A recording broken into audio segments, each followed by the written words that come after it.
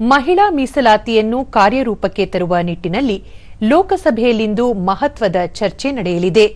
ಲೋಕಸಭೆ ಮತ್ತು ರಾಜ್ಯ ವಿಧಾನಸಭೆಗಳಲ್ಲಿ ಮಹಿಳೆಯರಿಗೆ ಹೆಚ್ಚಿನ ಪ್ರಾತಿನಿಧ್ಯ ನೀಡುವ ಉದ್ದೇಶದಿಂದ ಕೇಂದ್ರ ಸರ್ಕಾರ ಮಂಡಿಸಿರುವ 3 ಪ್ರಮುಖ ವಿಧೇಯಕಗಳ ಕುರಿತು ಲೋಕಸಭೆಯಲ್ಲಿಂದು ಚರ್ಚೆ ಮುಂದುವರಿಯಲಿದೆ. ಸಂವಿಧಾನ 131ನೇ ತಿದ್ದುಪಡಿ ವಿಧೇಯಕವು ಲೋಕಸಭೆಯ ಒಟ್ಟು ಸ್ಥಾನಗಳ ಸಂಖ್ಯೆಯನ್ನು ಪ್ರಸ್ತುತ ಇರುವ 543ರಿಂದ 850ಕ್ಕೆ ಹೆಚ್ಚಿಸುವ ಪ್ರಸ್ತಾವನೆ ಹೊಂದಿದೆ.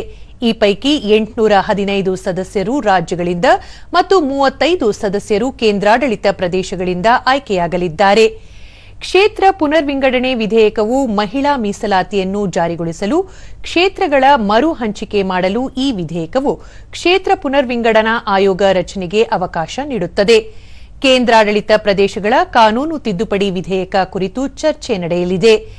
2023ರಲ್ಲಿ ಅಂಗೀಕರಿಸಲಾದ ನಾರಿ ಶಕ್ತಿ ವಂದನಾ ಅಧಿನಿಯಮ ಲೋಕಸಭೆ ಮತ್ತು ವಿಧಾನಸಭೆಗಳಲ್ಲಿ ಮಹಿಳೆಯರಿಗೆ 33% ಮೀಸಲಾತಿಯನ್ನು ಒದಗಿಸಿದೆ. ಈ ಮೀಸಲಾತಿಯನ್ನು ಜಾರಿಗೆ ತರಲು ಜನಗಣತಿ ಮತ್ತು ಕ್ಷೇತ್ರ ಪುನರ್ವಿಂಗಡಣೆ ಅಗತ್ಯವಾಗಿದೆ.